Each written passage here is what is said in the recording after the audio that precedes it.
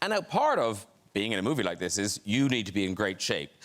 Clearly, you are in great shape. This is you in... Is it this month's Rolling Stone? I think this is you in this month's Rolling Stone. Yes, that was after we finished shooting. Yeah, wow. So this is like the before picture. This is like, yeah. No, that's the what's left picture. Judy just asked if we could swap seats. Oh, my God. Keep on drinking. Keep on... It's Annie, but it's set now, but people mustn't worry because you haven't thrown the orphan out with the bathwater. Like, all the things that people love about Annie, they're all still in there, right? Yes, of course. And I think what's great about this, Jay-Z, when Jay-Z did Hard Knock Life and, you know, sort of revamped it and made it hip-hop, it's a hard knock life for us to rock, you know, when he did that. And he always makes a song hot when he says that. But when he got the rights for it and Will Smith got behind it, and then Quvenzhané Wallace, who was the youngest nominee for an Oscar when she was, like, I think she got the part at 5 years old and she was nominated at 9. And I mean, she's just perfect. You know, she came along perfect and Will Gluck, like, this is our Annie. And then they got Sia and other people to put, you know, put the sort of the new touch on it to make it hot. But the old songs are still in there. Old songs are still in there. And just brushed them off a little bit, you know, so you can understand what's going on. And as a modern story, you're not Daddy Warbucks anymore. No, I'm Will Stacks. And Will Stacks, I'm a cell phone mogul, and I'm running for mayor in New York. And basically, I based my character off of Sean P. Diddy Combs, because I was thinking, what would Diddy do if he was running for mayor in New York? You know what I'm saying? It would be like parties every day, Ciroc, it'd be just crazy, right? But then I've also witnessed Diddy with his kids, like when he's with his twins, and that father that people don't get a chance to see. So I sort of used that as my DNA for the character. But you know, the thing about Will Stacks is, you know, he's got the helicopter, the apartment, everything. But you did miss a trick. Yeah. Because Usher, tell the people, how do you get around backstage? Well, I have a thing called the Segway. You know, the Segway. Mine just happens to be, well, you should take a look at it. It's a gold Segway. Worn casually with a crown. Oh, man. The king of Segway. Does anyone ever say to you, Usher, I don't think that, no? Well, they don't want to be fired, do they? No. Yeah, the crown looks great. A gold Segway, it's on its way, yeah. That's what happened, yeah? I met Denzel. I met Denzel and Oprah at the same time. It was just this Segway. It was just this, like, I don't know, like, African-American excellent Segway or black I don't know what happened. It's like, Denzel came up to me and was like, oh, he came to me in English accent. He was like, yeah, mate, yeah, cheers, mate, cheers, mate, cheers, mate. And I'm like, well, what's happening? How do you know who I am? And he was like, and then he went to his wife like, he thinks I don't know who he is. And then he goes, come meet Oprah. And then I was like, all right, cool, we'll meet Oprah, let's meet O. And then I just, yeah, I hugged her. I hugged her so tightly, man. She felt so good, man. Like, she felt good. Apparently she smells she has an amazing smell. She smells amazing, Graham. Like, I swear, like, Oprah is just premium. Can the rest of the couch...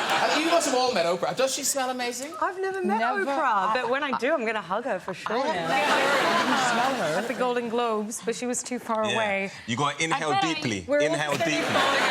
Sniffing near now I know why there was suddenly such a nice smell in the room. Yeah, no, she was really cool. That, of course, is from your debut album, My 21st Century Blues. 10 years in the making. I know, because I just imagined you were kind of, you know, an overnight success, but no, you've been plugging away. For so long.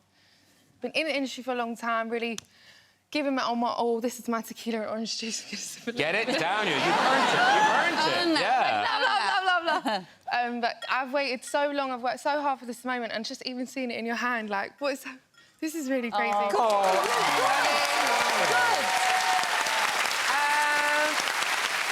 If that wasn't good enough, currently #1 in the charts. Yeah! There you are, #1. Man. The voice, the singing, it's a lot of it's Whitney, but you were kind of mixed in as well. Yeah, so there was a kind of question about how to morph into Whitney's voice because we do some songs from when she's a lot younger and things we don't know about in that area. So I took about, like, 1.5 of the songs at the beginning. Yeah. And then, you know, Whitney. and then, for some dramatic beats and stuff, I filled in some of those spaces. But hopefully by that point, you're along for the ride and you understand what the rules are. And I notice, Whitney's teeth are not your teeth. Yeah, I got a gap. Yeah. So what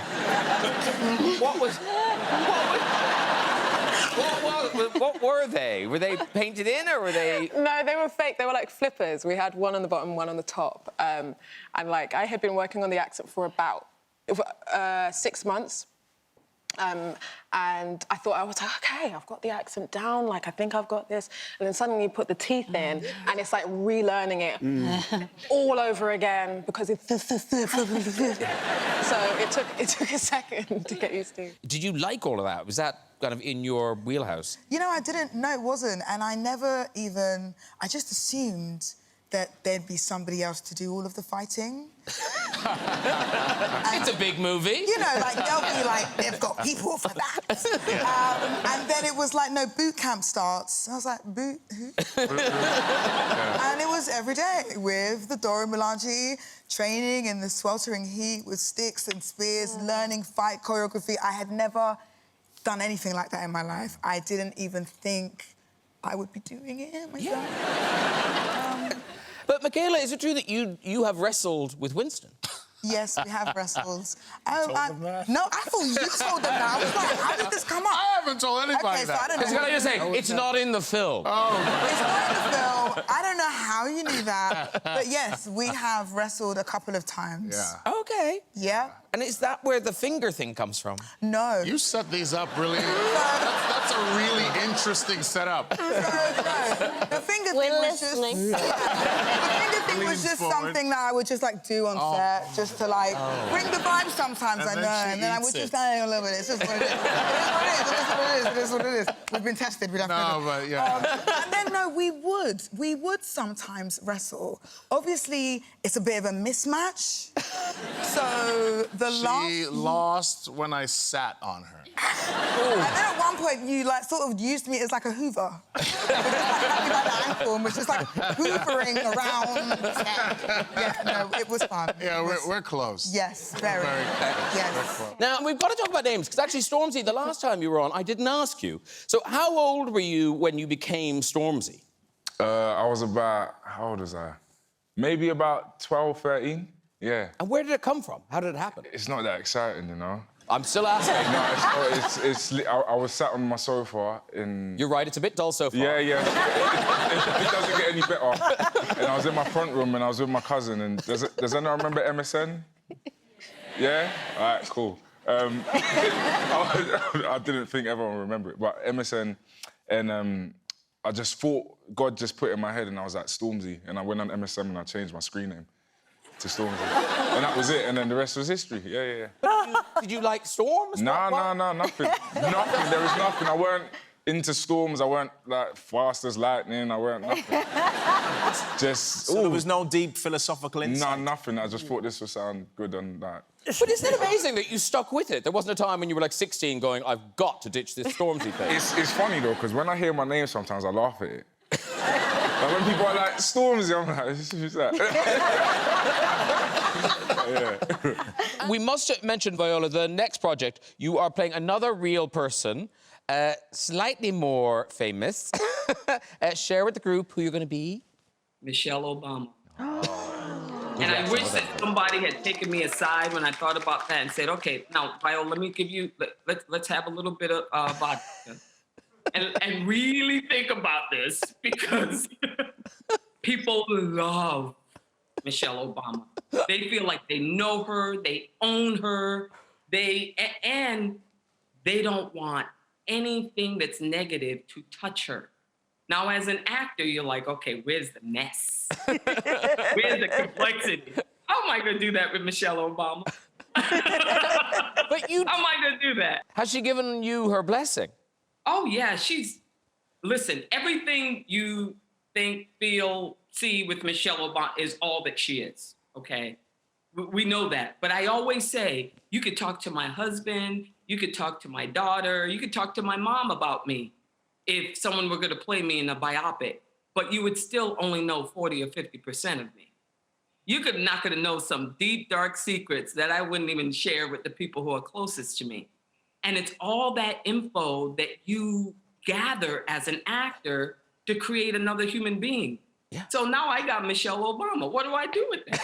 I mean, what do I do with that? I mean, she didn't kill her husband. You know, he's still very much alive. Yet. Zendaya, it's been a few years since we last saw you. Yeah, I was greatest showing. Yeah, it was Greatest Showman. Yeah. And we should say congratulations, Euphoria. You won an Emmy. Hey. I know. And that was that kind of proper lockdown Emmys. So where were you? I was in my living room. Okay. I was in my living room, and it was actually really special because I think, you know, had it not been done that way that year, I wouldn't have been able to have my whole family with me. So I did it in my living room. There's my family. My dad, there's my mom's back there. You can't see it in this picture, but her face is like this. Like, it's so cute. My nieces, my little niece, my dog runs out from under the table when everybody starts screaming. It was really, really special. So I got to share it with them, which I couldn't imagine doing that any other way. And if I had done it in a real audience like this in front of everyone, I would just have probably thrown up. I don't know what I would have done because I was so nervous. But this was the one, wasn't it, where so how many? There must be 5 nominees. Yeah, I believe so. 5 nominees, Best Actress in a Drama. Yes. But there was someone outside everyone's house. Yes, in a hazmat suit that looked like a tuxedo. It was actually really cute. But what's not cute is everyone, no matter all the nominees, someone would be in front of their house in the hazmat suit with an Emmy, and like that. And if you didn't get it, they would just drive leave. off. Do you know any of these people already, Lizzo? No. I mean, y'all are all super famous, so. I have met you before. We did. You forgot already. We met at the Gucci. How famous I am. You know, Gucci fashion show. Yes. Well done. And we met in Montreux a few years ago. Yeah. We had a lot of fun. Yeah. Yes. Was a horse involved? No. What kind of horse we talking about? We must say thank you to me because you've just come from your Brit rehearsals to be here. I did. So how's it going? I stopped everything. How's it going? For you. It's going great. I'm so excited. Last time I was here was the Brit Awards, 2020. So are you putting on a show? Yes, it's a Lizzo sampler platter. You're getting yams, mac and cheese, American biscuits. Sorry, guys. Oh, yeah. Those language differences. You like the UK. You're kind of learning to speak our language. A little bit. Yeah. What you saying? Very cool. Yeah. Let's crack. You wanna do crack? No, I don't think that's... No. Come on, crack. You know you crack. We can have some crack, but I'm not going to offer you crack. You want to have some crack, girl? We're having crack. Okay. Yeah. I think maybe if you put good in front of it's better. Are you having good crack? That's a good crack. Good crack, yeah. Yeah, baby steps. Yeah, exactly. So here you are, you're on top of the world, yeah. Nicki Minaj, but how do you become Nicki Minaj? I mean, how young were you when you discovered you could do the rhymes and the raps and all that sort of stuff? I don't really ever remember that stuff. Like, I remember I wanted to be an actress first, and then, I went to school for acting, and then I always loved music because my mom would sing all the time, and then I started thinking singing was a little boring, and I said, you know what, let me just start rapping. I mean, I've just been doing it for such a long time. People don't realize, I've been doing it for a very, very long time. I put out 3 mixtapes, and then, kaboom, then I was signed with Lil Wayne, and this is my 2nd album. Wow.